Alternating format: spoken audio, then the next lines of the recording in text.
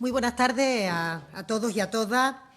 Darles la bienvenida a esta comparecencia tras la reunión del Consejo de Ministros extraordinaria y que, como ven, cuenta hoy, para darles cuenta, con la presencia en esta sala del ministro de Sanidad, Salvador Illa, que, como viene siendo habitual desde que se decretó el estado de alarma, les va a comentar la última información sobre la situación de la pandemia y también sobre el proceso de desescalada en nuestro país. Un estado de alarma que aprobamos el 14 de marzo, para el que hemos venido solicitando cada 15 días una nueva prórroga al Congreso de los Diputados, hasta culminar con la de día de hoy, esta última, que estará vigente hasta las 00 horas del próximo día 21 de junio. Nuestro agradecimiento a todos los ciudadanos y ciudadanas por la disciplina demostrada durante toda la vigencia que hemos tenido de los sucesivos estados de alarma. Antes de trasladar algún detalle, me gustaría recordar también que esta medianoche va a concluir el luto oficial de 10 días que declaramos en homenaje a todas las personas fallecidas por el coronavirus. Queremos honrar su recuerdo, su memoria, y también es una expresión del respeto, el acompañamiento del conjunto del pueblo español. Como hemos venido informando también en este sentido en las últimas semanas, en cuanto todo el país se encuentre ya en situación de nueva normalidad, se procederá a realizar una ceremonia de Estado que será presidida por Su Majestad el Rey. Igualmente, queremos en este día volver a señalar nuestro agradecimiento a la labor de todos y cada uno de los profesionales públicos, en todos los sectores, fuerzas y cuerpos de seguridad del Estado, profesores, servicios sociales, técnicos que gestionan ayudas del SEPE o de la Seguridad Social, empleados de la limpieza o los que trabajan en los servicios de movilidad y, por supuesto, los sanitarios. Es imposible citar a todas las personas que han hecho posible que hoy nos encontremos aquí, pero sí quiero poner de manifiesto que han cumplido con su deber, con diligencia, con profesionalidad, a pesar de las enormes dificultades de las que todos somos conscientes. También quiero poner en valor el compromiso de otros sectores esenciales en el ámbito privado, como la energía, telecomunicaciones, logística, industria manufacturera, farmacéutica, agricultura o pesca. Ellos y ellas han trabajado sin descanso para que la mayoría del país pudiera permanecer en casa, cumpliendo con las recomendaciones de la autoridad sanitaria que vienen en el estado de alarma y protegiendo la salud colectiva. Por eso queremos hacer un reconocimiento, que yo diría unánime, de la sociedad, pero singularmente a todas estas personas que han estado trabajando y de forma mucho más precisa a los que están en primera línea contra el virus, incluso a costa de su propia salud o de su propia vida. Por eso queremos unirnos a la felicitación por el Premio Princesa de Asturias a la Concordia al conjunto del personal sanitario, reconociendo su innegable esfuerzo, su sacrificio en favor de la sociedad española, su indudable humanidad más allá de sus obligaciones profesionales, sin importarle a todas estas personas la dureza de las condiciones de trabajo, turnos que algunas veces no tenían fin o el miedo a enfrentarse a una enfermedad desconocida. Ellos, ellas, representan lo mejor de nosotros mismos. A todos ellos, a todas ellas, muchas gracias. Una palabra a la que lleva este premio, concordia, que es la base sobre la que se cimentó nuestra democracia hace 40 años. Y también lo es ahora, que nos demanda la sociedad al conjunto de las instituciones unidad, de alguna manera ser capaces políticamente de ponernos de acuerdo para afrontar una crisis sin precedentes. Por eso el presidente del Gobierno el pasado miércoles volvió a pedir en el Congreso de los Diputados que todos los grupos políticos dejen a un lado sus diferencias irreconciliables, las descalificaciones, la bronca o el ruido estéril y trabajar en lo que realmente preocupa y urge, la reconstrucción sanitaria, económica y social de nuestro país. En este objetivo de unidad, de trabajo leal, el Gobierno va a seguir insistiendo una y otra vez, porque creemos que es la respuesta que en este momento más hace falta y que, por tanto, se la debemos a la ciudadanía. La respuesta de una política que es útil, que sirve a los intereses generales de la sociedad y que es capaz de superar las legítimas diferencias para acordar medidas que son buenas para todos. Y un ejemplo de ello son las reuniones que se vienen celebrando con empresarios y sindicatos. Nuestro agradecimiento. De hecho, ayer mismo hubo una nueva reunión de la Mesa de Diálogo Social para analizar el resultado de las medidas adoptadas y también consensuar las mejores estrategias para lograr que nuestro tejido productivo recupere su vigor, cuanto antes todo su potencial y que nuestras empresas vuelvan a demostrar su competitividad tanto en el mercado nacional como internacional. Y, de hecho, me gustaría también informarle que los primeros ministros, español e italiano, han dirigido una carta a la presidenta de la Comisión Europea sobre la recuperación de la libertad de movimiento en el espacio Unión Europea o en el espacio Schengen, de cara, como digo, a esa nueva normalidad. España e Italia, dos de los países europeos que han sido más golpeados por esta pandemia y, a su vez, que tienen un mayor atractivo turístico en el conjunto de Europa, abogan por una coordinación dentro de la Unión Europea en el levantamiento de restricciones de la frontera. Una coordinación, y leo textualmente, con base en criterios epidemiológicos comunes, claros y transparentes, en las que se considera que el ECDC, el Centro Europeo para la Prevención de la Enfermedad y el Control, tenga un papel de liderazgo y defendiendo tan pronto como sea posible esos criterios junto con el conjunto de Estados miembros. Para ello, resaltan los presidentes, será de vital importancia que todos nos comprometamos a compartir la información necesaria con las autoridades europeas.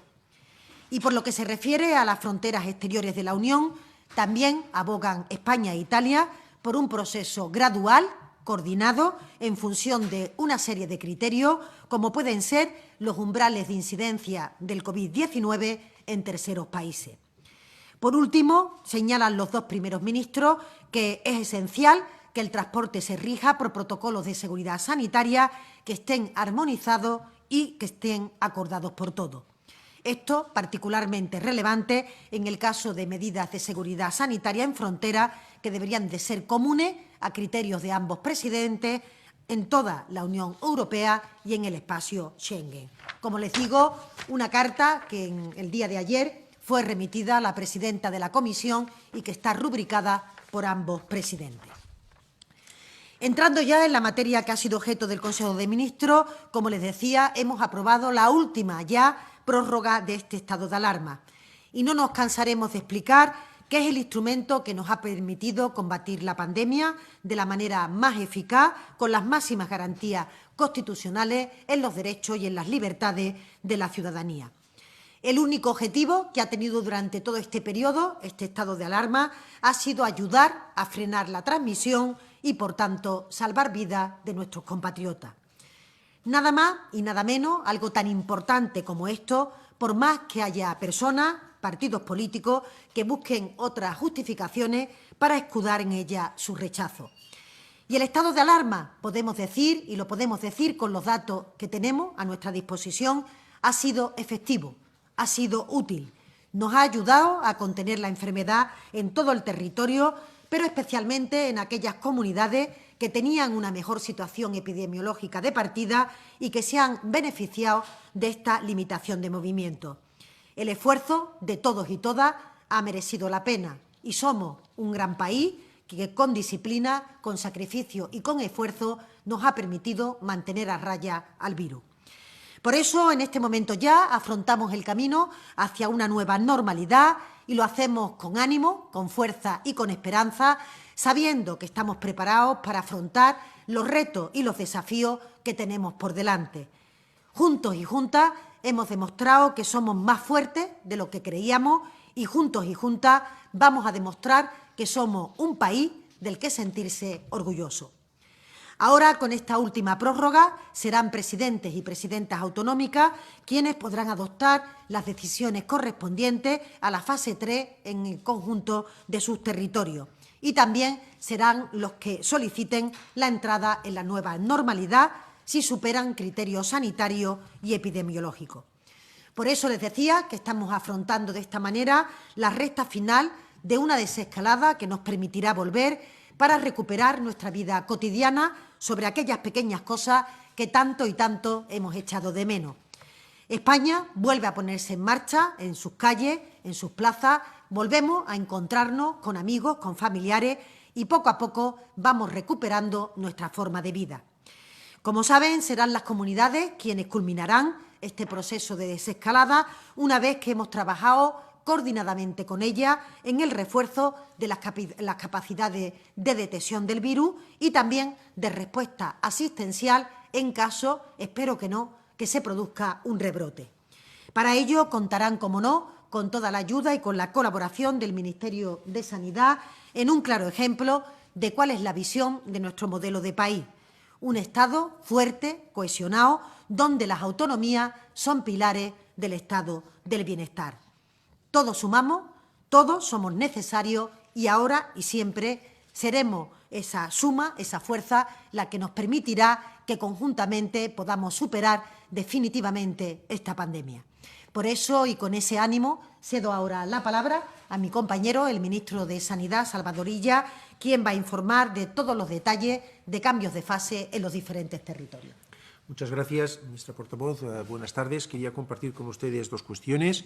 En primer lugar, y muy brevemente, quería poner de relieve el esfuerzo realizado por el conjunto de la ciudadanía española en estos, si no me confundo, 82 días de estado de alarma que se cumplen hoy.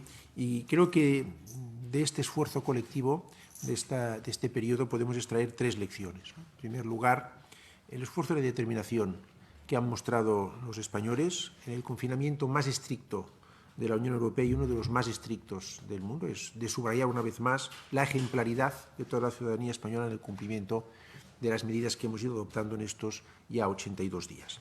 En segundo lugar, quisiera también resaltar el funcionamiento de nuestro marco institucional, de la gobernanza que hemos tenido, en dos sentidos.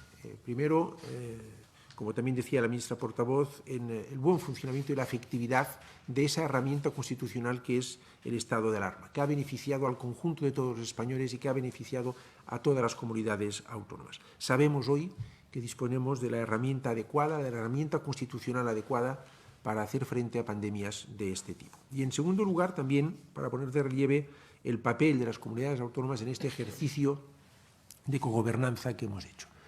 Este domingo se celebrará la 13ª conferencia del presidente del Gobierno con los presidentes de las comunidades autónomas. Hemos celebrado más de 30 o casi 30 plenarios de la interterritorial del Sistema Nacional de Salud en un ejercicio inédito en nuestra reciente democracia en materia de coordinación y en materia de respuesta conjunta ante la mayor pandemia en 100 años que hemos vivido. Y la tercera lección o conclusión que quisiera compartir con ustedes es que esto no es un punto final, sino que es un punto y seguido.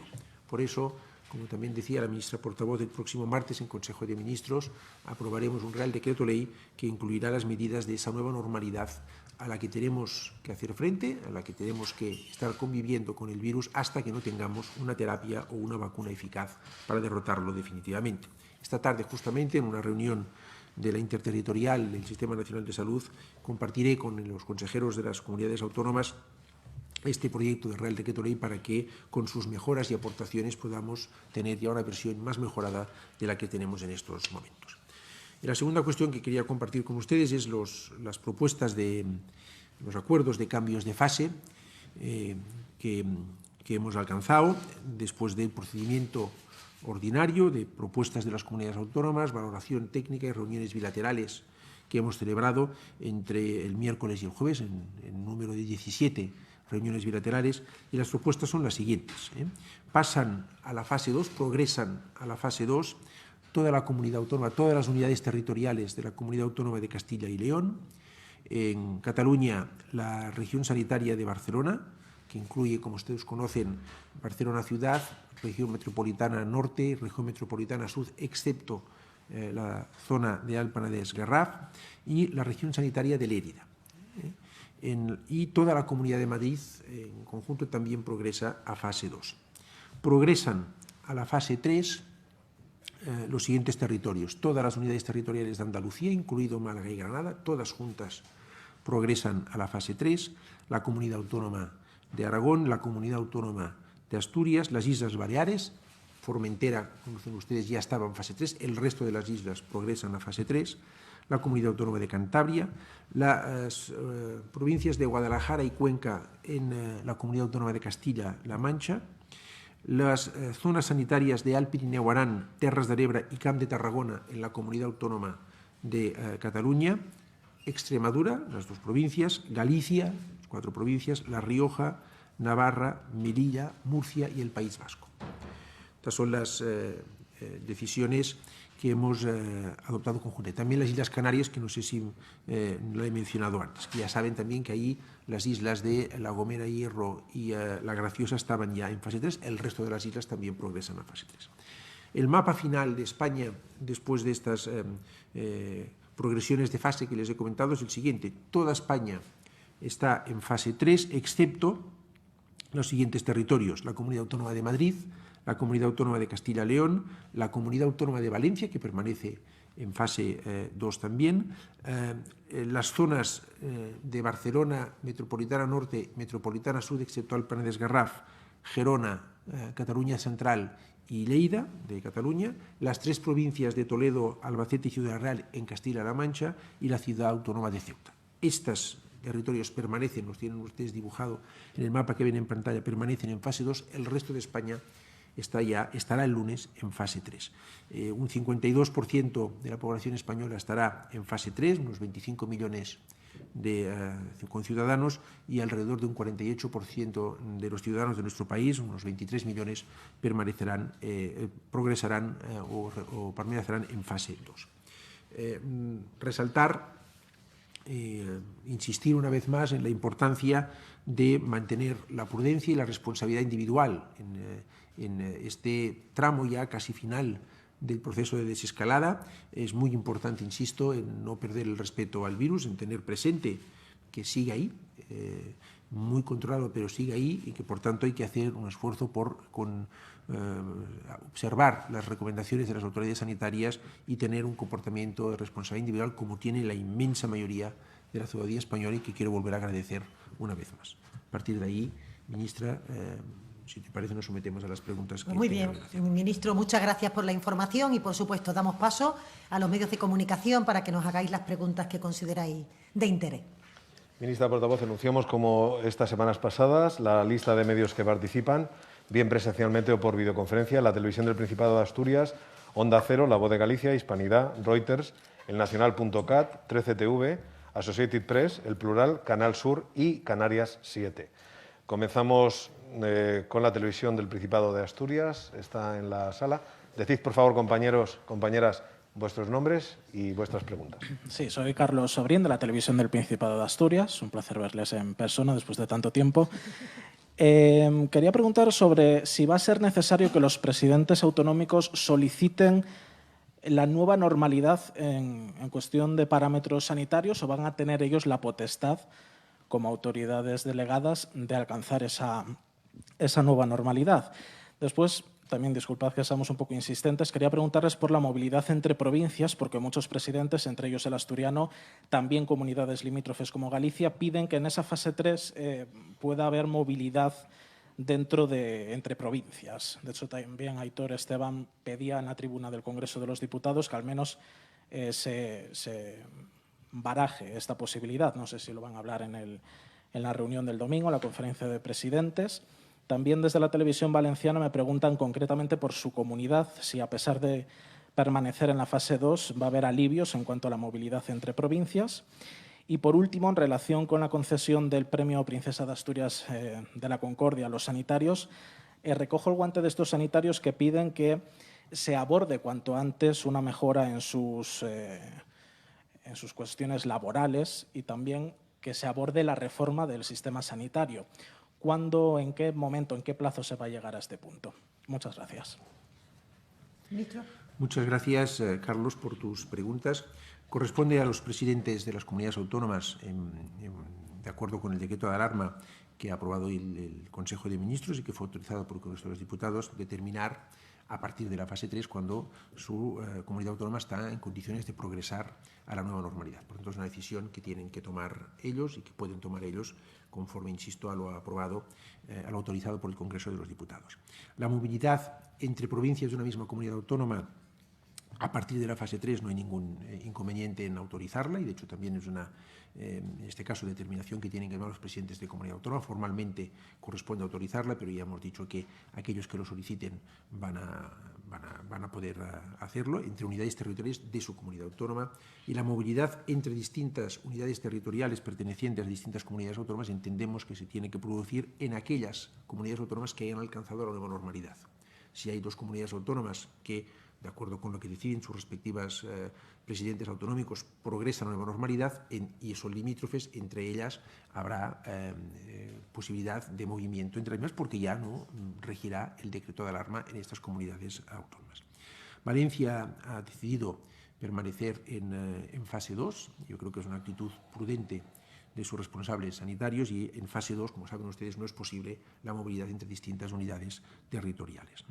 Y respecto a los profesionales sanitarios, bueno, poner de manifiesto una vez más, lo ha dicho antes la ministra portavoz, y quiero sumar mis palabras a las suyas, el enorme esfuerzo que han hecho, el merecidísimo reconocimiento que han obtenido con este premio a la Concordia. En cuanto a sus condiciones laborales, esto corresponde a cada comunidad autónoma tomar las decisiones oportunas. Algunas ya lo han hecho, algunas lo están estudiando, y sabe usted también que tenemos varios mecanismos de reflexión para sacar conclusiones respecto a las medidas de fortalecimiento de nuestro Sistema Nacional de Salud, que yo creo que ha respondido a la altura del reto que tenía planteado y que, por tanto, vamos a ir elaborando y poniendo en conocimiento de la ciudadanía. Quiero insistir, sin embargo, en un hecho. Estamos en la fase final de la etapa de desescalada, pero todavía estamos en fase de desescalada. Por tanto, todavía la máxima tensión nuestra y la máxima focalización nuestra tiene que estar en completar adecuadamente este tramo final de esta etapa de desescalada, que es un tramo pues, complicado y complejo, como todos los que hemos vivido en los distintos procesos de desescalada.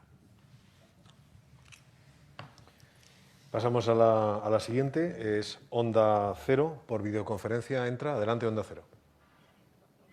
¿Qué tal? Buenas tardes. Muchas gracias, Juan de Colmenero, de Onda Cero. Tengo una pregunta para la ministra portavoz y otra pregunta para el ministro Salvador Illa. A la ministra portavoz, ¿respalda el Gobierno las acusaciones del ministro de Consumo, de Alberto Garzón, y del vicepresidente Pablo Iglesias, de que elementos dentro de las fuerzas y cuerpos de seguridad del Estado, dentro de la Policía y de la Guardia Civil, que son favorables a un golpe de Estado? ¿O que la oposición política en nuestro país estaría también a favor de ella? Y si todo esto contribuye de alguna manera a moderar el clima de crispación y es bueno para la reconstrucción. Y luego al ministro Illa me gustaría preguntarle por el desbarajuste en cifras de fallecidos. ¿Por qué no coinciden de forma continua en los últimos días, sobre todo, por qué no coinciden el número de fallecidos de los que informan las consejerías de sanidad de las comunidades autónomas con el número de fallecidos que ofrece el Ministerio de Sanidad? Muchas gracias. Sí, muchas gracias, Juan de. Decir en primer lugar que evidentemente el Gobierno de España quiere reconocer públicamente el rigor, la profesionalidad de los cuerpos y fuerzas de seguridad del Estado y expresamente de la Guardia Civil. Cuerpos y fuerzas de seguridad que se deben, como siempre, a la democracia en nuestro país y que están haciendo y llevan realizando un trabajo extraordinario durante todo el tiempo, pero especialmente durante la pandemia, en la que a costa de su propia vida han estado intentando proteger el estado de alarma en el sentido de que todo el mundo respetara el confinamiento y que, por tanto, quizás pues, el que algunos pudieran estar cometiendo alguna irregularidad no pusiera en riesgo la salud del conjunto de la ciudadanía. Así que no puede ser más que nuestro agradecimiento a los cuerpos y fuerzas de seguridad y nuestra absoluta confianza en su compromiso democrático y en la capacidad que han hecho durante toda la democracia, durante toda la transición, para que hoy podamos disfrutar de un Estado social y de derecho pleno como el que tenemos en nuestro país. Decir en segundo lugar, y en relación con la segunda reflexión, que efectivamente yo creo que a poco que se mire se ve perfectamente que la derecha de este país está inmersa en permanentemente un ruido, que no solamente son las caceroladas que puedan preconizar, sino que tiene que ver con el ambiente que se respira en el Congreso de los Diputados, las declaraciones que permanentemente hace el líder del principal partido de la oposición, el señor Casado, el líder de Vox, ambas formaciones políticas que se dejan arrastrar en esa dinámica en la que parece que todo importa menos los problemas que tiene este país. Este Gobierno está absolutamente concentrado en ver cómo podemos recuperar el empleo, cómo impulsamos nuestro tejido productivo para que no quede dañado sistémicamente de esta situación, cómo somos capaces de reforzar nuestro sistema sanitario para que detecte precozmente los casos que se puedan producir, para poder aislarlos, de qué manera ponemos en marcha el nuevo curso escolar para que nuestros niños puedan continuar su proceso educativo, estén seguros, para que nuestros mayores puedan tener unas pensiones de calidad. En eso es lo que está el Gobierno y la oposición está en todo menos en eso. Está permanentemente, como le digo, intentando agitar este ruido y haciendo pues de la crispación, de la bronca, la nota de identidad que protagonizan en los últimos tiempos, en donde, a poco que se mire, como decía, pues parece, ¿no?, que la derecha digiere mal los resultados democráticos y, por tanto, en vez de ayudar y arrimar al hombro en este momento en que todo el país nos necesita, pues está más obsesionada por todas las teorías conspiranoides y por cualquier cuestión que plantee ruido y, de alguna forma, nos distraiga a todos de lo que tenemos que estar, que, como digo, son todas las tareas en las que sigue este Gobierno. Así que esos son los comentarios que me cabe su reflexión, pero creo que con ello contesto a ambas preguntas. Muchas gracias, Juan de, por su pregunta. En cada etapa de la evolución de la epidemia hemos ido adaptando la información, proporcionando aquella más adecuada para tener una foto real del momento epidemiológico que está viviendo nuestro país. Desde el 11 de mayo, en virtud de una nueva orden, hemos adaptado la información a esta nueva etapa ya del fin de la desescalada, y los datos más relevantes que proporcionamos a diario son el número de nuevos casos por fecha de inicio de síntomas en los últimos 7 y 14 días, que dan una foto exacta de cuántas personas se han contagiado de nuevo por fecha de inicio de síntomas en estos periodos de tiempo, y los fallecidos con fecha de defunción en los últimos 7 días. Estos son datos que obtenemos de la información individualizada que nos proporcionan las comunidades autónomas, y al mismo tiempo estamos haciendo un proceso de corrección, de ajuste de las series, tanto de nuevos casos como de personas fallecidas, como de otros datos relevantes. Este es un ejercicio habitual en las fases finales de una epidemia. La mayoría de comunidades autónomas han ya ajustado la información individualizada y persona a persona, con las circunstancias de cada una de ellas. Algunas comunidades están completando este proceso. Cuando lo tengamos completado por parte de todas las comunidades autónomas con una información homogénea, daremos a conocer el resultado final para que ustedes tengan una foto exacta de la epidemia en nuestro país. Pero insisto, los datos de fallecidos por fecha de defunción y de nuevos contagiados por fecha de inicio de síntomas son los dos parámetros fundamentales que en esta fase, en esta etapa de la epidemia, a juicio de nuestros epidemiólogos, son los más relevantes. Interviene ahora La Voz de Galicia, también por videoconferencia. Adelante. Hola, buenas tardes. Soy Fran Balado, de La Voz de Galicia. Es una pregunta para el ministro de Sanidad. Quería abundar un poco sobre lo que acaba de comentar mi compañero, sobre los datos. ¿Hasta qué punto son fiables los datos que han aportado durante todo este tiempo, teniendo en cuenta, por ejemplo, que no se puede hacer un balance del número de fallecidos que hay en las residencias, y también teniendo en cuenta que hay gremios como las funerarias que dicen que hay muchos más fallecidos respecto a otros años que no se contarán por el coronavirus? Y por otra parte, en clave gallega, según datos del Ministerio de Transportes, se ha constatado que en las 2 últimas semanas, en los últimos días sobre todo, se ha registrado un incremento de un 25% de los desplazamientos desde Madrid a Galicia, especialmente a los ayuntamientos costeros. ¿Cómo se puede explicar esto, teniendo en cuenta que la movilidad interprovincial está muy limitada, ¿no?, a casos excepcionales? Muchas gracias. Muchas gracias, Fran, por su información. Los datos que damos son datos fiables. He explicado los parámetros fundamentales en esta final de la etapa de desescalada. El propio Gobierno es el que proporciona los datos de exceso de mortalidad respecto a años anteriores a través del instrumento conocido como monitorización de la mortalidad, ¿no?, que publicamos diariamente, o a través de otros instrumentos como el propio Instituto Nacional de Estadística. El exceso de mortalidad respecto a un año anterior no significa que todo el exceso de mortalidad sea atribuible al COVID-19. Ahí nos tenemos que regir por los reglamentos y las definiciones de caso de las autoridades sanitarias internacionales. Y nosotros desde el principio hemos venido explicando que computamos como una persona fallecida por COVID a toda persona fallecida con un diagnóstico PCR de COVID. Y esto es lo que estamos haciendo, la información que estamos proporcionando. Insisto, pendiente de este ajuste que haremos cuando todas las comunidades autónomas nos hayan proporcionado la información individualizada, o ejercicio que van a tener que hacer el resto de países también y que se hace siempre en las etapas finales de una pandemia, en este ejercicio de transparencia que hacemos constantemente desde el Gobierno de España. Respecto al incremento de movilidad, no conocía esta cifra, pero desde luego no hay ninguna disposición que haya permitido ningún incremento de movilidad. Quiero decirle, no está autorizada una mayor movilidad entre distintas unidades territoriales que la que ya estaba permitida en el marco del decreto de alarma, por razones profesionales, por razones sanitarias o por razones de causa mayor. No es posible en estos momentos que un ciudadano de cualquier comunidad autónoma se quiera desplazar a la costa gallega para disfrutar de unos... Esto no está permitido y si es así, habrá que analizarlo y habrá que tomar las medidas oportunas de todo tipo que correspondan. En la sala, Hispanidad. Hola, buenos días. Eulogio López, de Hispanidad. Para el ministro Illa. Ministro, está repetido que el estado de alarma y el confinamiento han sido un éxito, que han resultado efectivos y también, al mismo tiempo, que ha sido, hoy lo ha repetido, el más drástico de Europa y uno de los más drásticos del mundo.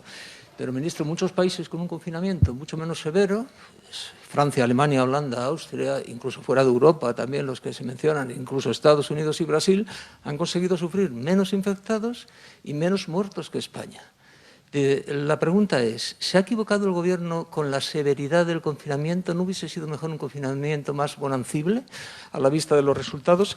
Y luego, para la ministra portavoz, que es también ministra de Hacienda, quisiera preguntarle, esta semana Alemania ha expuesto un plan económico que conlleva la bajada de impuestos. Alemania baja impuestos para salir de la crisis. España los sube, o por lo menos eso parece. ¿Quién se equivoca? ¿Una u otra? Y en un impuesto que la verdad es que no me ha quedado claro, a pesar de que usted se ha referido a él en algunas ocasiones, que es el de donaciones y sucesiones. ¿Es definitiva ya la teoría de que el Gobierno prohibirá las exenciones? Me estoy refiriendo sobre todo al caso de Madrid. ¿Prohibirá las exenciones a este impuesto? Otra manera de preguntárselo es si este impuesto va a subir, que es bastante más sencilla. Y, por último, sáqueme de una duda. ¿El Gobierno está propiciando o no está propiciando la retransmisión de partidos de fútbol en abierto, es decir, gratuitos? Muchas gracias por su pregunta. Yo creo que el estado de alarma ha funcionado y ha sido efectivo. Y ha sido efectivo y ha funcionado por la determinación y el esfuerzo de los ciudadanos españoles en el cumplimiento de las medidas que adoptamos. Y yo creo que las cifras nos proporcionan evidencia respecto a que esto ha funcionado bien. Otros países han tomado medidas similares, quizá con un nivel de confinamiento un poco menos excesivo, por la razón que sea. Otros países están todavía en una fase de expansión importante de la epidemia, por tanto habrá que esperar a valorar cómo ha funcionado, pero yo creo que en España ha funcionado y creo que el Gobierno hizo lo que tenía que hacer y que se actuó utilizando un instrumento constitucional que hemos visto hoy que es eficaz para combatir pandemias de este tipo, la mayor que hemos tenido en 100 años, y insisto, el nivel de cumplimiento ha sido los más severos y eso es lo que nos ha permitido doblegar antes la curva y poder hacer una desescalada que afronta ya estos días su tramo final, insisto, todavía con prudencia, pero está afrontando su tramo final. No, sobre los partidos de fútbol pueden empezar, como ya se anunció en su día, las competiciones. Respecto a la retransmisión y el modo de retransmisión, la verdad es que no tengo la información yo en estos momentos, pero los partidos de fútbol el acuerdo es que se celebren de momento a puerta cerrada, en las condiciones que ha acordado el Consejo Superior de Deportes y respetando aquellos protocolos que también ha hecho el propio Consejo Superior de Deportes y que supervisó el Ministerio de Sanidad y que están conformes a lo que entendemos que tienen que ser las medidas de protección para todos los participantes en las competiciones deportivas. En relación, Eulogio, con la siguiente pregunta, decir que ojalá Europa vaya caminando hacia una mayor unión fiscal. Sería bueno, sería conveniente Desde luego nos estamos dejando la piel porque en todos los foros internacionales se planteen los retos que implica la nueva fiscalidad del siglo XXI. Estos días hemos tenido ocasión de presentar el nuevo impuesto digital, el que existe ya en algunos países como Francia, como Italia, pero el interés, la vocación del Gobierno de España es que fuéramos caminando todos de la mano y que, de alguna manera, igual que en la unión monetaria, la unión fiscal, fueran reales, efectivas, en los próximos años.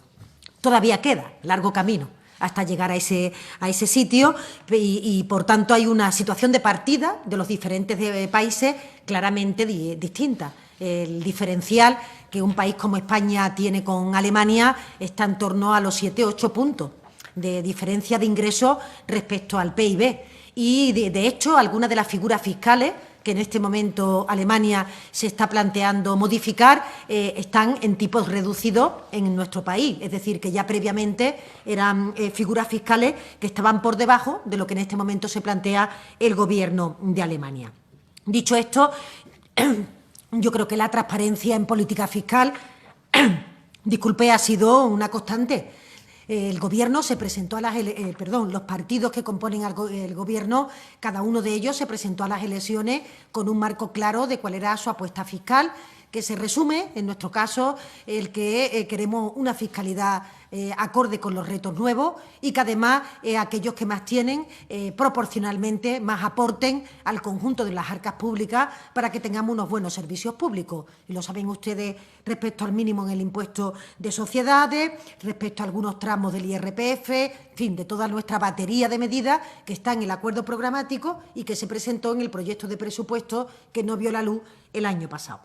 En concreto, sobre sucesiones y donaciones, el Gobierno no tiene competencia normativa, está transferido a las comunidades autónomas y lo que siempre hemos abogado es porque se armonice este impuesto en el marco del conjunto del territorio, por razones obvias, porque son impuestos que hay algunas comunidades que han ejercido su capacidad normativa a la baja, hasta el punto de llevar a una suerte de dumping fiscal con esta figura tributaria, de manera que ha obligado al resto de comunidades autónomas o bien a estar en una situación ahora también de negociación a la baja o a que el impuesto quede deslegitimado o que quede ya sin el efecto que tenía cuando se transfirió en el modelo de financiación. Así que lo que abogamos es porque en el marco del nuevo sistema de financiación se discuta sobre estas figuras fiscales y se haga una armonización que evite que en nuestro país haya algunos territorios que, por sus características de capitalidad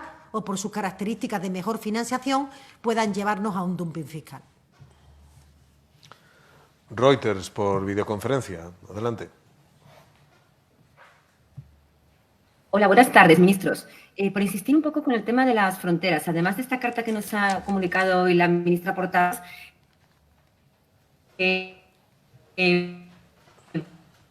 hay alguna, no sé si nos pueden aclarar si siguen sujetas a la fecha del 1 de julio o si se podría anticipar la apertura de las fronteras con Francia y Portugal un poco antes. El ministro belga de Interior acaba de decir que hay una voluntad por parte de todos los países Schengen de abrir sus fronteras a partir del 15 de junio, con excepción de España, que España es el único país que por ahora no quiere abrir sus fronteras sobre esa fecha. No sé si nos pueden ustedes aclarar un poco o explicar, sobre todo, por qué esta decisión de España de abrir las fronteras interiores más tarde que el resto de los países Schengen. Y luego al ministro de Sanidad, pues le tengo que hacer una pregunta sobre las residencias de personas mayores. Ya estamos muy cerca de la nueva normalidad, apenas quedan 2 semanas en algunas regiones y seguimos sin tener datos coordinados de ese análisis que usted nos ha dicho en ruedas de prensa anteriores que está haciendo su ministerio. Si por favor hoy nos podría ya anticipar algunos datos de ese análisis de qué ha pasado en las residencias durante estos 2 meses y si no, que nos explique qué sucede, por qué no nos pueden dar esos datos, por qué no se pueden coordinar, igual que si se coordina un macroestudio serológico de seroprevalencia en toda España o conocemos los datos diarios de infectados. ¿Por qué no podemos conocer los datos que ustedes están recabando sobre las residencias de ancianos? Muchas gracias.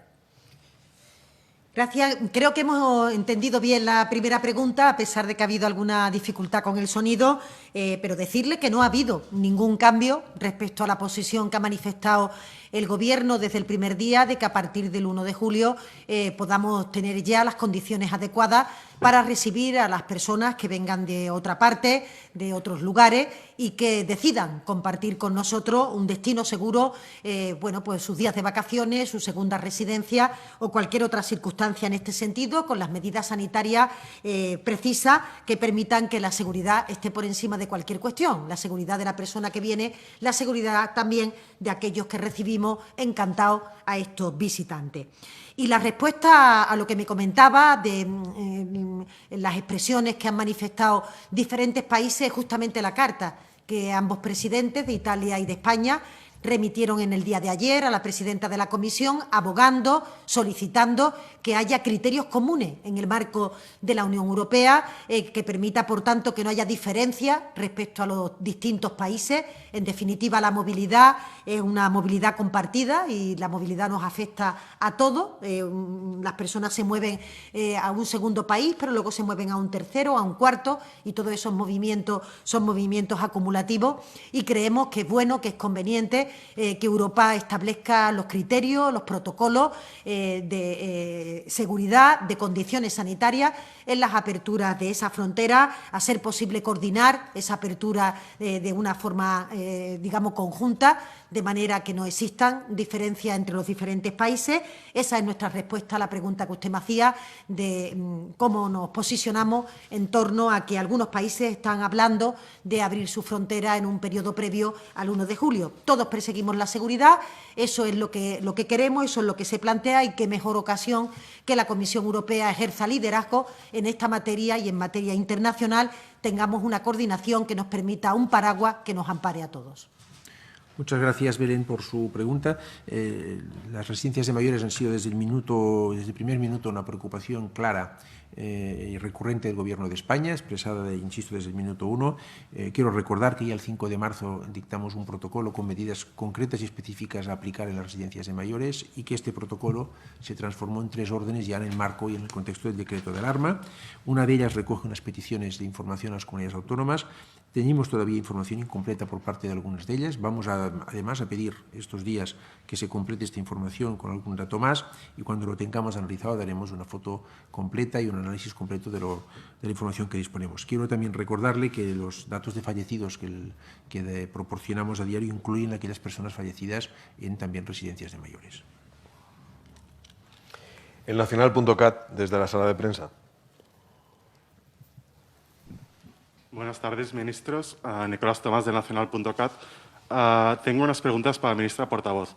En primer lugar, ¿hasta cuándo y dónde se plantean o se ven capaces de prorrogar esa geometría variable? Los intereses y agendas de Esquerra y Ciudadanos son contrapuestos, empezando por la mesa de diálogo, que unos quieren profundizar y los otros directamente la quieren enterrar. En segundo lugar, no sé si podrían acotar algo más cuándo tienen previsto reunir esa mesa.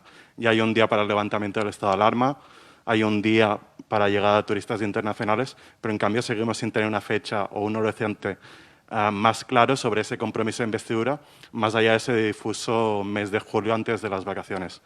Y por último, ¿por qué han decidido, en palabras del presidente, desmontar ahora la policía patriótica, ahora que les afecta a ustedes, y no antes, cuando actuaba contra dirigentes catalanes o contra los chicos de Alsasu? Esta semana se cumplen 2 años de su regreso al poder. Muchas gracias.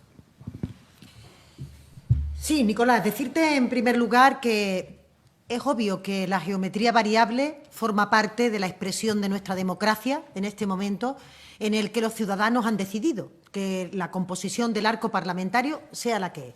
Y eso conlleva a que todos estamos conminados a tener que trabajar dentro de esa perspectiva en la que hay diferentes sensibilidades, como bien habéis visto durante estos días, desde no solamente en el espectro ideológico, derecha-izquierda, sino en relación con determinadas materias que obligan permanentemente a la palabra, al diálogo, al acuerdo, a intentar que cada proyecto de ley, cada iniciativa legislativa que plantea el Gobierno tenga que ser muy trabajada, créanme que le diga, para que pueda contar con los apoyos necesarios y para que no haya vetos cruzados entre los diferentes grupos parlamentarios. Yo creo que no tiene sentido que en este momento haya vetos cruzados entre los diferentes grupos, porque lo fundamental es que la política que vayamos a desarrollar sea una política eficaz, operativa, oportuna y que dé respuesta a lo que la gente de la calle nos está demandando. Y más allá de cuáles han sido las experiencias previas que las formaciones políticas han tenido, creo que para una reconstrucción de un país lo fundamental es ponernos de acuerdo en cuáles son los cimientos sobre los que lo tenemos que construir y, por tanto, no fijarnos en lo que nos diferencia, sino fijarnos en lo que nos une. Ha venido, además, por lo menos para estos próximos 4 años, para quedarse, y este Gobierno en estos 4 años tiene que trabajar en ese marco de geometría variable, contando, como no, y como vengo diciendo desde esta mesa, con la interlocución prioritaria de aquellos grupos que hicieron posible la investidura del presidente Sánchez, con los que tenemos acuerdo estable de desarrollo programático que tendremos que ir llevándolo a cabo a lo largo de las próximas semanas. Y enlazo con la segunda pregunta. Ahora mismo nuestra prioridad y la de todos los gobiernos autonómicos está concentrada en mantener a raya el virus y en vencer esta pandemia. Y eso es lo que nos ocupa, créame, las 24 horas del día, en la que todavía, como decía el ministro Illa, estamos en situación de riesgo. No podemos bajar la guardia y tenemos que estar muy prevenidos en que el final ya de esta desescalada lo hagamos de la mejor manera posible para no desandar los caminos que hemos recorrido todos juntos y todos de la mano. Cuando termine esta situación, cuando definitivamente hayamos superado esta crisis tan importante que hemos tenido de salud y la consiguiente económica, podremos retomar nuestra agenda con toda la prioridad que la agenda merece en todos los temas, en todas las conversaciones, incluida la parte del diálogo en Cataluña, pero, insisto, una vez que hayamos sido capaces de preservar la seguridad de todos los ciudadanos, que es lo más importante. Y en relación con la última pregunta, transmitirle que, como he dicho en otra respuesta a otro compañero, nuestro más absoluto reconocimiento, respeto al rigor, a la profesionalidad, al buen hacer del conjunto de los cuerpos y fuerzas de seguridad, concretamente de la Guardia Civil, que comentaba, y también de la Policía. El ministro del Interior, el Ministerio del Interior, que vela por la seguridad del país, un ministerio que permanentemente lo que está haciendo es justamente que los protocolos, los procesos, todas aquellas cuestiones que rigen las actuaciones policiales siga el principio, por supuesto, de la neutralidad, de la objetividad, de la transparencia como elementos que marcan identidad. Y ya en nuestro país no existe ese concepto de policía patriótica, eso pertenece a otros gobiernos, pertenece a otros momentos. Nosotros con quienes trabajamos son con hombres y mujeres preparados que persiguen la seguridad de nuestro Estado democrático, del conjunto de los ciudadanos, para que podamos desarrollar nuestra vida cotidiana sin temor a ninguna cuestión y en la que, insisto, durante este periodo han dado un ejemplo de poner en riesgo su vida para poder salvar la vida de sus compatriotas. Interviene 13TV por videoconferencia. Hola, buenos días, buenas tardes. Mi pregunta va para la señora Montero. Soy Nazaret García, de 13 Televisión.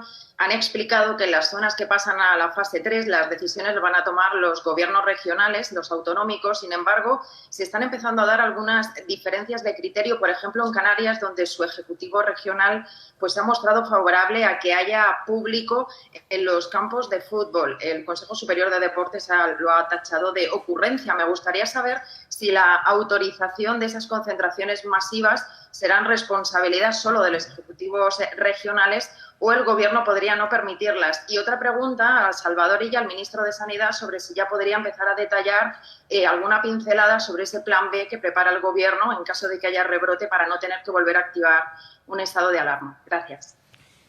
Sí, gracias, Nazaret.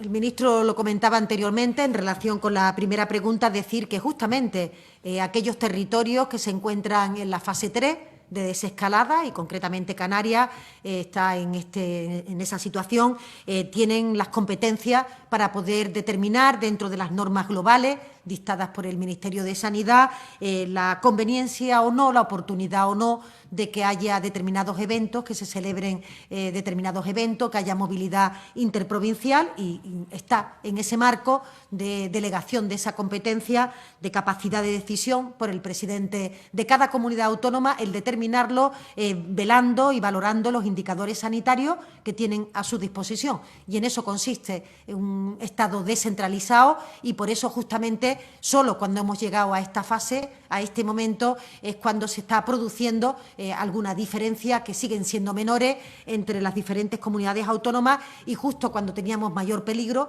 mayor situación de riesgo entre todos los territorios en el conjunto de España, es cuando en el decreto de alarma la autoridad única la ostentaba el ministro de Sanidad. Así que hay que empezar a vivir con normalidad también esas situaciones en las que no tenemos duda de que cuando el presidente de una comunidad autónoma determina que hay condiciones para reunir un evento o para estar en determinados ambientes, es porque así lo han aconsejado y lo han legitimado las autoridades sanitarias. Gracias, Nazaret, por su pregunta. Lo que hay es un funcionamiento efectivo ha habido del estado de alarma y un trabajo que estamos haciendo y que va a verse culminado el martes en el Consejo de Ministros en forma de un Real Decreto Ley que recoge aquellas medidas que pensamos que tienen que seguir vigentes en el marco de la nueva normalidad. Es decir, cuando ya se haya superado el estado de alarma y hasta que no tengamos una terapia efectiva o una vacuna efectiva que nos permita derrotar definitivamente a este virus. Esta tarde yo con las comunidades autónomas tengo una reunión a las 4. Vamos a trabajar sobre este Real Decreto para incorporar las aportaciones que nos puedan hacer que mejoren el texto original en el que hemos estado trabajando en el seno del Gobierno y no estoy en condiciones de anticipar nada. Me parece que lo primero que tengo que hacer es discutirlo con mis colegas, los consejeros y consejeras de Sanidad de las comunidades autónomas. Seguimos con las preguntas de los medios de comunicación. AP pregunta ahora, Société Press. Hola, buenas tardes a todos. Soy Joseph Wilson de Associated Press. Una pregunta para el ministro Illa, siguiendo la línea de otros compañeros que han preguntado sobre los datos de los fallecidos por el COVID-19. Como dice, el gobierno solo cuenta muertes confirmadas por test diagnóstico, pero si no se cambia este criterio a incluir muertes posibles, ¿no puede pasar que miles y miles de víctimas nunca sean reconocidos como tal? Tanto el Instituto Nacional de Estadística como el MOMO dicen que han muerto más de 40.000 personas por encima de lo esperado este año, mientras que el Ministerio reconoce unos 27.000 muertes. Y parece poco razonable que pueda haber otra causa de un desfase de 10 o 15.000 muertes, porque si fuese así tendríamos otra pandemia para identificar. No es una cuestión de ética y responsabilidad reconocer que es muy probable que han muerto más de 40.000 personas por el COVID-19, sobre todo teniendo en cuenta que hoy es el último día de luto nacional. Y si me permite una pregunta para la ministra portavoz Montero, para insistir en el tema de las fronteras, una clarificación. El gobierno ya ha pactado con Portugal y Francia qué pasará el día 22 con las fronteras. ¿Y se levanta la cuarentena el 22 o espera hasta el día 1 de julio? Y también, ¿cómo se va a gestionar la vuelta de turistas de terceros países como Estados Unidos? Muchas gracias.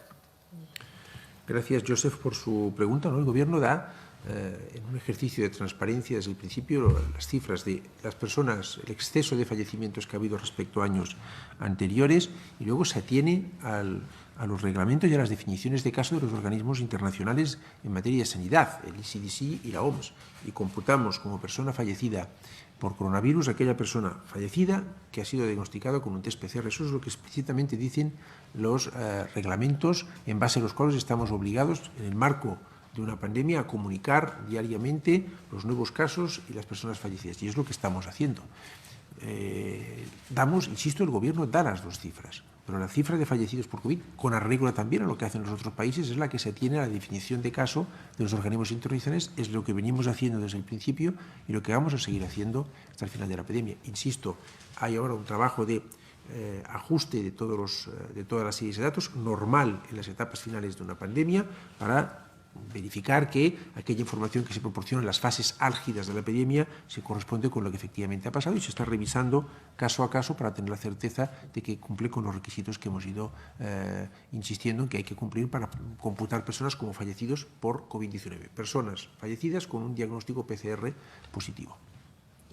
Y en relación con la segunda pregunta, creo que ha habido alguna distorsión de sonido, pero creo que he entendido el contexto. Lo he comentado anteriormente, decirle que el Gobierno aboga porque haya un marco común, homogéneo, en el contexto de la Unión Europea, que permita que la movilidad sea segura para todas las personas y para todos los países, de manera que los ciudadanos sepan que cuando visitan un país eso es un destino que cumple con las condiciones de seguridad y, por otra parte, las personas que reciben o los países que reciben estos visitantes también así lo puedan constatar. Creemos que eso es lo más adecuado. De ahí la iniciativa de dos de los países que han sufrido de una forma más intensa la pandemia, España e Italia, de dirigirse a la presidenta de la Comisión para solicitarle ese marco común y para que se dicten las instrucciones sanitarias homogéneas que permita que a la llegada de una persona se pueda saber que del país que viene tiene unos indicadores o tiene, digamos, que una situación sanitaria que permite esa movilidad y, por otra parte, que cuando llegue las condiciones en las que se va a desarrollar su visita también pueda transcurrir con esa normalidad. Nos refiramos a una cuarentena o nos refiramos a que los países tengan una ratio, un porcentaje que permita que el número de casos por cada 100.000 habitantes esté en un umbral común o en un umbral a partir del cual se pueda con total normalidad moverse esas personas para visitar un país u otro país. Por tanto, marco común, que es lo que abogamos, y que haya criterios sanitarios homogéneos en el conjunto de los países de la Unión Europea. A partir de ahí, cada país es soberano en la toma de decisión, pero sería conveniente que todos pudiéramos tener esas reglas que regularan, en este caso, algo tan importante como el turismo en el conjunto de la Unión Europea. Pregunta desde la sala de prensa, El Plural. Hola, buenas tardes, ministros. Un placer estar aquí otra vez. Quería hacer unas poquitas preguntas cortas sobre la desescalada, que me quedan algunas dudas, y luego un par más. En concreto, ha dicho la ministra que los presidentes autonómicos tendrán que superar ciertos criterios epidemiológicos. No sé si están regulados en algún sitio o si es una decisión que toman ellos. Por otra parte, quería saber, Madrid, Málaga y Granada creo que son las primeras provincias que pasan en una semana de fase. Quería saber si eso sería posible para Madrid o si han planteado desde Madrid pedirlo en algún momento. Sobre lo que han explicado de las fases 3 de movimiento, no habría movimiento autonómico, pero si, por ejemplo, el presidente de Andalucía y el de Extremadura deciden ellos dos ponerse de acuerdo en eso, podrían viajar entre esas dos comunidades autónomas en fase 3. Y luego ya sí quería preguntarle a la ministra de Hacienda y portavoz sobre los presupuestos. Ayer Ciudadanos se abrió, ha hablado usted de seguir con la geometría variable, pero dar prioridad al bloque que dio posible la investidura. Quería saber cómo valoran esa propuesta y las posibles reticencias que habría en el grupo, por ejemplo, de Unidas Podemos. Y al ministro Illa, si nos podría hacer una valoración del consejero de Sanidad de Madrid ayer, reconoció que se había enviado por error una orden a las residencias para no derivar a pacientes con dependencia. Quería saber cómo lo valoraba y si el Gobierno se plantea, en caso de que haya un rebrote o en octubre vuelva el virus, alguna medida al respecto para evitar esto. Muchas gracias. Muchas gracias. Respecto a los criterios epidemiológicos en base a los cuales estamos viendo cómo evoluciona y tomando las decisiones respecto a la etapa de desescalada, pues fueron acordados en su día con las comunidades autónomas. La novedad es que a partir de la fase 3 son las autoridades sanitarias de cada comunidad autónoma las que tienen que tomar las decisiones correspondientes en base a sus criterios. Naturalmente, nosotros estamos no desaparecemos, estamos abiertos, vamos a seguir trabajando desde un punto de vista técnico y desde un punto de vista bilateral con las comunidades autónomas y vamos a seguir compartiendo, si así lo quieren ellos, nuestra opinión y nuestras decisiones, pero la novedad es que en base a estos criterios ellos tienen que tomar las decisiones ya asumiendo la responsabilidad de flexibilizar o modificar las actividades permitidas en la fase 3 o bien, más importante, decretar el pase a nueva normalidad en su respectiva comunidad autónoma. Efectivamente, Málaga y Granada han estado una semana en fase 2 y progresan a fase 3. Bien, las condiciones epidemiológicas así lo han aconsejado y, por tanto, hemos tomado esta decisión. Fue una propuesta que nos hizo la Comunidad Autónoma de Andalucía y nosotros, después de un análisis técnico exhaustivo, vimos que los datos sustentaban esta decisión y lo hemos hecho. Si en casos, las próximas semanas se producen casos similares, actuaremos exactamente de la misma manera. La movilidad entre distintas comunidades autónomas, a nuestro juicio, se tiene que producir en la fase de nueva normalidad. Y el pase a la fase de nueva normalidad depende de los presidentes de las comunidades autónomas. Si el presidente de Andalucía y el presidente de Extremadura decretan un pase a nueva normalidad, pues podrá haber movimiento entre ambas comunidades autónomas a partir de que ambas dos estén en nueva normalidad. Por lo tanto, de alguna forma depende también de la decisión que tomen ellos. Pero no en fase 3, sino en etapa de nueva normalidad, cuyo pase y cuya progresión depende, como le digo, de los presidentes de comunidades autónomas. Respecto a los protocolos que me comenta de la Comunidad de Madrid, en fin, yo vuelvo a insistir en que nosotros desde el primer momento pusimos énfasis y subrayamos la importancia de las residencias de mayores. Hay un protocolo del 5 de marzo, es muy importante porque determina qué cuestiones hay que abordar y cómo hay que proceder en las residencias de mayores. Esto luego se transformó en 3 órdenes ejecutivas ya en el marco del decreto de estado de alarma, y eso es lo que había que hacer en las residencias de mayores. Yo, sobre el particular que usted me comenta, pues tampoco conozco los detalles, pero le insisto, el Gobierno desde el primer minuto dijo: las residencias de mayores son un objeto de atención específico. Hubo un protocolo el 5 de marzo que fue comentado y difundido y discutido en las comunidades autónomas, y lo transformamos en órdenes ejecutivas ya en el marco del decreto de alarma, pues para ya convertir en obligaciones todas estas medidas que habíamos decidido el 5 de marzo en este protocolo. Y en relación con la cuestión que me planteaba, evidentemente es una buena noticia y lo recibimos positivamente y lo valoramos positivamente, la expresión de Ciudadanos respecto a su disposición a poder participar del debate de presupuesto. Yo creo que es una expresión de responsabilidad, de una situación, un momento complicado para nuestro país, en donde estamos haciendo un llamamiento desde el Gobierno en que podamos aparcar las diferencias ideológicas, no se produzcan vetos cruzados entre las diferentes formaciones políticas y podamos, con sentido común, con sentido de la responsabilidad, poner en marcha los cimientos que de la Comisión de Reconstrucción puedan alumbrarse, para que eso se acompañe de unos números, de unas cuentas públicas que en los próximos 2 o 3 años podamos acompañar para que recuperemos nuestro vigor, nuestro crecimiento, nuestra creación de empleo, como la teníamos antes de que, desgraciadamente, asistiéramos a esta pandemia. Así que bienvenidos a ese diálogo que, sin duda, el Gobierno de España pondrá en marcha y aprovechará, porque cuantos más participen del proyecto de presupuesto, más capacidad de consenso de esas cuentas públicas, y eso significará que muchos más participaremos de la reconstrucción de nuestro país.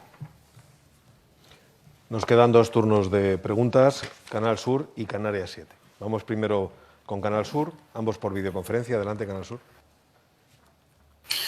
¿Qué tal? Buenas tardes, ministros. Soy Isabel García, de Canal Sur Radio. Tengo 3 preguntas para el ministro Salvador Illa. Quisiera saber si las comunidades autónomas, me ha parecido entender que pueden decidir cuándo pasar a la nueva normalidad, pero el estado de alarma se ha prorrogado hasta el día 21. ¿Pueden decidir antes del día 21 que en su territorio decaiga este estado de alarma o intentarlo de alguna manera? Y para la ministra Montero, Andalucía ha reclamado para sí la gestión del ingreso mínimo vital, sin descartar, han dicho algunos de sus dirigentes, acudir al Tribunal Constitucional para reclamar la gestión de este ingreso. ¿Se plantea el Gobierno, al menos en un futuro, cambiar su decisión de que este ingreso no sea gestionado por las comunidades y ir avanzando en que las comunidades lo puedan gestionar como Navarra y País Vasco?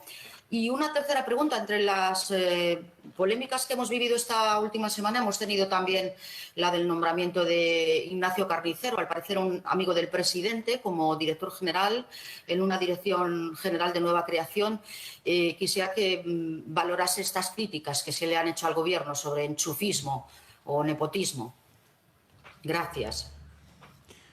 Muchas gracias, Isabel, por sus preguntas. Pues sí, los presidentes de las comunidades autónomas, a partir de fase 3, toman la dirección de la desescalada y entre sus facultades estará de decidir cuándo acaba el estado de alarma en su comunidad autónoma y se progresa a nueva normalidad. Por tanto, lo pueden decidir efectivamente aquellas comunidades autónomas que estén en fase 3 con anterioridad al 21 de junio pueden decidir, si así lo consideran y si así lo aconsejan los datos epidemiológicos, pueden decidir progresar a una nueva normalidad, es decir, acabar con el estado de alarma con anterioridad al 21 de junio. Y en relación con las otras dos preguntas, decirle que el propio texto del decreto ley establece la posibilidad de que aquellas comunidades autónomas que así lo deseen, a partir del 1 de enero de 2021, puedan formalizar convenios con la Seguridad Social para permitir la gestión, la participación en la gestión del ingreso mínimo vital. Yo le tengo que decir que me parece que la política de confrontación no va a ningún lado, que lo importante en este momento es que tengamos lealtad institucional, nos coordinemos y que, por tanto, se pueda aplicar la letra del propio decreto ley, que tiene vocación de que esta situación se pueda llevar a cabo, insisto, a partir del 1 de enero y una vez que tengamos puesto en marcha una prestación tan importante como es el ingreso mínimo vital. Le diría más, yo creo que esta estrategia permanentemente de alguna forma ensombrecer algunas de las políticas más importantes de derechos de los ciudadanos que practican algunas formaciones políticas se debería de desterrar. Estamos asistiendo al nacimiento de una prestación que significa un antes y un después en el combate contra la desigualdad, contra la pobreza infantil en nuestro país. No tiene ningún sentido hacer de esto una confrontación. Queremos ayudarnos. De hecho, hasta ahora, las políticas que estaban desarrollando las comunidades autónomas, dicho por ellas mismas, no eran suficientes para terminar de erradicar la pobreza en nuestro país, que el Gobierno de España, en un momento tan complicado económicamente, dé un paso adelante y permita y ayude a que todas las familias puedan tener unos ingresos que permitan una vida con dignidad. Creo que tendría que ser objeto de celebración por parte de todos. Así que, insisto, seguro que en el cumplimiento del decreto ley, si Andalucía quiere o manifiesta su voluntad de poder hacer esa gestión, pues el Instituto de la Seguridad Social podrá firmar con ella el correspondiente convenio, de la misma manera que con otros territorios. En relación con la segunda pregunta del nombramiento del señor Carnicero como director general de Agenda Urbana y Arquitectura, yo le diría, mire usted, que en política no todo vale. Yo creo que es difícil entender cómo una trayectoria profesional, un currículum como el que tiene el señor Carnicero para el desarrollo de esas funciones, una persona que, le digo, por ejemplo, ¿no? Es doctor arquitecto por la Universidad Politécnica de Madrid con sobresaliente cum laude, ha sido premiado con la beca de la Real Academia de España en Roma, ha estado más de 12 años desarrollando su trabajo como docente en la Escuela Superior de Arquitectura de Madrid, ha sido profesor invitado de múltiples universidades internacionales, cuenta con numerosos premios a nivel nacional, a nivel internacional, es decir, una persona que tiene las condiciones óptimas, que está capacitado, que tiene un currículum brillante para desarrollar esta tarea. Le tengo que decir que no se entiende para nada el que se quieran mezclar otros temas que nada tienen que ver respecto a las relaciones personales que pueda mantener el señor Carnicero. El Gobierno va a elegir para los puestos de libre designación a aquellas personas que entienda que mejor se adecúan, que mejor pueden desempeñar una tarea que es una tarea complicada y que muchas veces supone una renuncia de su propio desarrollo profesional por parte de aquellas personas independientes que aceptan este tipo de cargos. Así que toda nuestra bienvenida al señor Carnicero y ojalá este ruido político que acompaña permanentemente la derecha a cualquier decisión que hace el Gobierno, ese frente del no, decidme qué proponéis para yo oponerme, ojalá se destierre pronto porque estamos esperando que el Partido Popular y que las fuerzas de la derecha vuelvan a esa cordura, a ese sentido común que necesitamos para que nuestro país pueda continuar adelante. Canarias 7, adelante. Buenas tardes, soy Loreto Gutiérrez de Canarias 7. Mi pregunta es para la ministra Montero. El presidente del Gobierno, durante el debate de la última prórroga del estado de alarma y usted misma en sede parlamentaria, han reconocido que la singularidad de Canarias requiere de un trato específico, proporcional y acorde al impacto de la crisis social y económica, que en las islas es especialmente grave por su alta dependencia del sector turístico. Ya se han adoptado medidas como la prórroga de los ERTE turísticos, pero está pendiente la convocatoria de la Comisión Bilateral Estado-Canarias para concretar medidas específicas de reactivación. Los trabajos están en marcha, pero dada la urgencia, me gustaría saber si ya hay una fecha prevista o un calendario aproximado para la convocatoria de esta comisión. Y en tanto que ministra de Hacienda, quisiera que me solventara una duda. El otro día usted en su comparecencia en el Senado le confirmó a un senador canario que se podrá utilizar el superávit autonómico, pero no quedó claro si se podrá utilizar la totalidad del superávit autonómico para amortiguar la crisis o solamente una parte y el resto tendrá que ser por la vía del endeudamiento. Y por último, me gustaría saber si tiene usted previsto convocar en breve el Consejo de Política Fiscal y Financiera para pactar con las autonomías la nueva senda de estabilidad. Muchas gracias. Sí, gracias, Loreto. Decir que efectivamente la situación económica derivada de la pandemia sanitaria afecta al conjunto del territorio, pero hay algunas zonas donde se afecta especialmente. Y usted comentaba con toda la razón que aquellas que tienen una mayor dependencia del turismo están viendo cómo sus ingresos, cómo su riqueza está cayendo como promedio por encima de otras regiones y de otros lugares de España y del conjunto del territorio. Y eso es así. Y el Gobierno tiene una especial sensibilidad con aquellas comunidades que están en esta situación, no solo Canarias, también Baleares y otras zonas de España que son altamente dependientes del turismo, y es por ello que el presidente ya comprometió que este Gobierno presente un plan para el turismo, para el lanzamiento, siempre con el cumplimiento de las condiciones sanitarias, que sigue siendo una prioridad hasta que tengamos una vacuna o un remedio eficaz contra esta enfermedad, pero que de forma progresiva se pueda reactivar la economía en las zonas turísticas y podamos ayudar con los expedientes de regulación y empleo, con los planes de impulso a la empresa turística, podamos ayudarlo, plan que se presentará, como les digo, también en breve, contando con especial interés en que su impacto lo tendrá sobre todo en las Islas Canarias y en las Islas Baleares. Decirle que desconozco si hay ya fecha para la reunión de la Comisión Bilateral, porque es una comisión que preside o que lidera el Ministerio de Política Territorial. Lo que sí le puedo afirmar es que hay una relación fluida y una continua comunicación con el Gobierno de Canarias.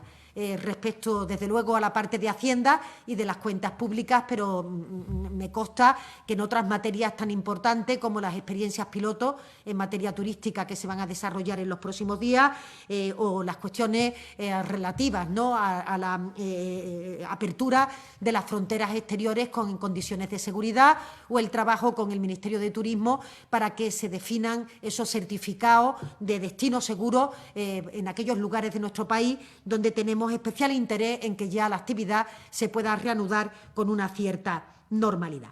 Y en relación con la última pregunta, efectivamente también la reunión mantenida con el Gobierno de Canarias se les planteó la disposición del Gobierno a que se pueda utilizar, insisto, por la mayor caída de ingresos que tiene esta comunidad, el llamado superávit autonómico, para poder paliar esta situación de caída de ingresos y si la cuantía no es una cuantía suficiente, pues evidentemente se tendrá que recurrir al endeudamiento, que siempre es el último elemento que nos gusta utilizar, pero que si es imprescindible, pues así también se tendrá que realizar.